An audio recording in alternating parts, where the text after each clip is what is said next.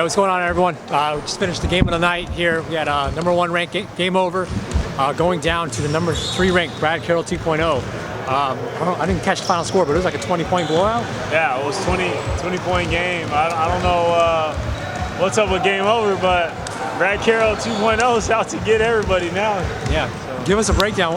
What happened? I mean, I know Game Over got off to a pretty big lead. They were up 34-27 at half, up 12. Brad Carroll 2.0 got up on them, and Brad kind of just took over the second half. Yeah, it was a good game the second half. There was only a 10-point lead going into half, and Game Over, they just weren't hitting a lot of shots. They weren't playing great defense inside, giving up easy buckets.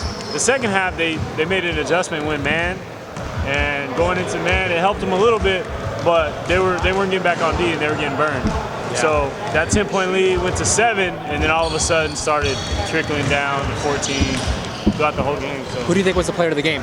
Who was the game changer for Brad Carroll? Chris Lynch has to be. Lynch? Yeah, because they had no answer for him. He was too big for any of the bigs for Game Over to guard. So, you know, every time Brad Carroll was coming down as a point guard and just throwing it in. Yeah. And he was creating everything. So.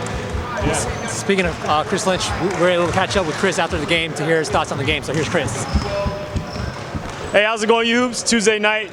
You know how we do it. Week 2. Hey, week 2, baby. Week 2. Well, game of the week. You guys played a pretty good game. You play for Brad Carroll now.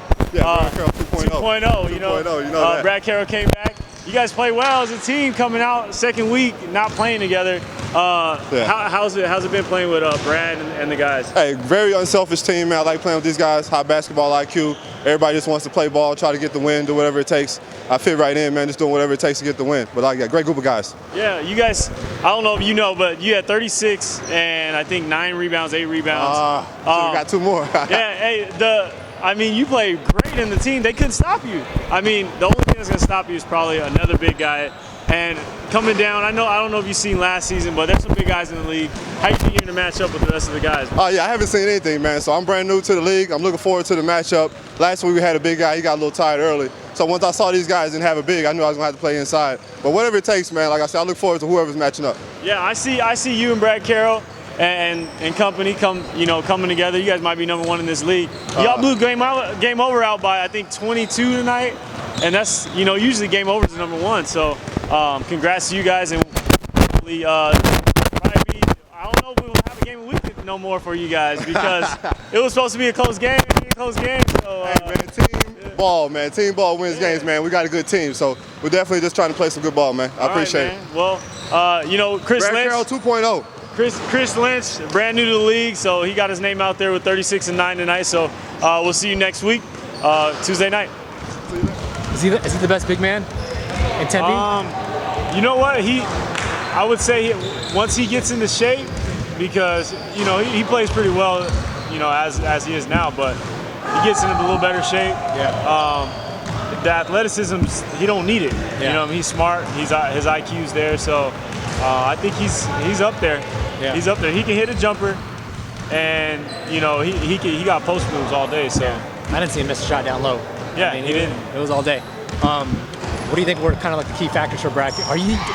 They stopped Donald Dillay the whole game. So I would say defensively they're big. I think. Yeah, you know what's funny? Game Over used to be the biggest team, and now to me it looks like Brad Carroll's the biggest team. I mean, now, Brad's running point. I mean, he's 6'3". Yeah, he's 6'3". He's running Everybody's the point. 6'3". Everybody's up. I didn't notice how big that team was. Yeah, they're a big team. And it made And what's great about it is they use their size. A lot of teams have bigs, but because it's an overall guard league, they use a lot of their guards. But Brad Carroll uses their big. I think Brad Carroll probably had 10 assists just on throwing it in the post. I think the biggest reason they won was just the way they moved the ball today. It was just crisp passes like all day long. Like that's how team basketball should be played. Yeah. And you know what? Well, they were getting eaten up in the first half because they were they went Game Overs in a zone, and they were getting eaten up. And then they went to man, but still their passing's on point. So. Yeah. So last question: you think Brad Carroll's the best team in Tempe right now? Oh yeah. Yeah. He's the best team. I think their best matchup.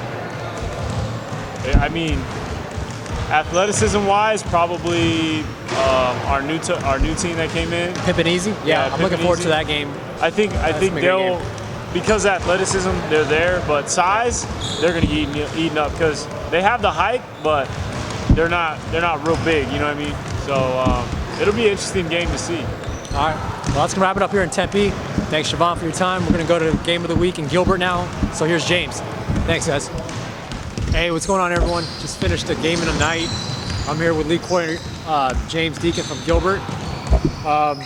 We just had #1 ranked Quiet Storm beat number 3 ranked Hidden Trips. Yep. 183. It's supposed to be the game of the night, but it didn't really turn out that way. Yeah, Hidden Trips were able to keep it in single digits for the most part throughout the whole game, and then probably the last 5 minutes, things just really fell apart for them, and Quiet Storm took advantage of that and ran away with it. Yeah, it was a pretty close game. I mean, they just couldn't get over the hump. They would make the run, and then Quiet Storm would just hit a big 3. Seems like every time. Yeah, I mean, every time the Hidden Trips would make a push, either Fred would come out and score a bucket, or Jay Burks would come in and make one of his huge slam dunks and just get everybody juiced up, and they start playing hard again.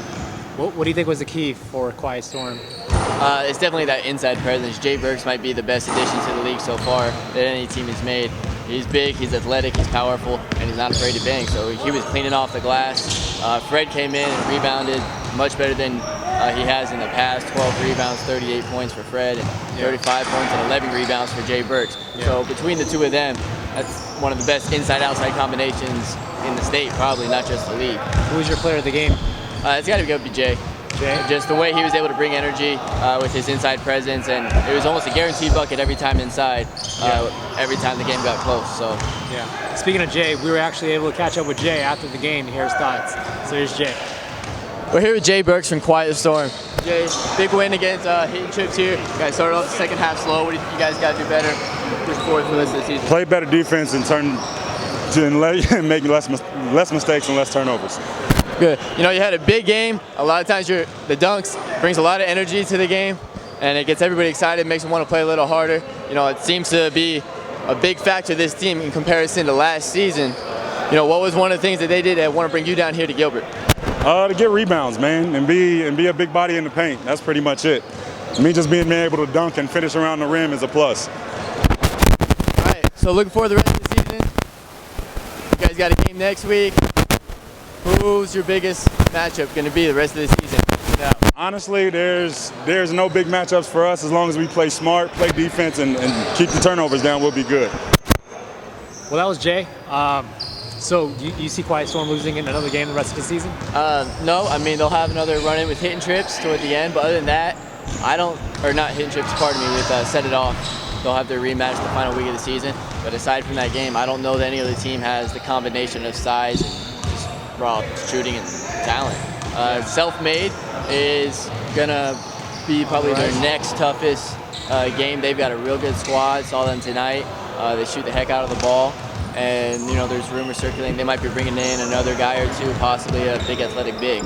And if that happens, then that might change the face of the season for this league. They made some good pickups tonight, that's for sure. That definitely. Adam's a huge addition. Shoots the heck out of the ball. Very careful, very cautious player, knows what's going on. Very heady, knows never turns it over. Just good overall play right there. Yeah.